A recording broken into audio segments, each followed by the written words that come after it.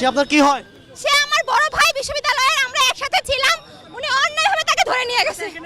এখানে আমরা পর্যবেক্ষণ করতে আসছি এবং আমাদের ভাইদের যে অন্যায়ভাবে হত্যা করা হয়েছে তার বিরুদ্ধে তাদের যে হত্যার বিচার চাওয়ার জন্য আমরা এখানে শান্তিপূর্ণ দাবি নিয়ে আসার জন্য জড়ো হয়েছিলাম। কিন্তু ওনারা আমাদেরকে শান্তিপূর্ণ আন্দোলন করতে দেয়নি। আমাদের ভাইদেরকে ধরে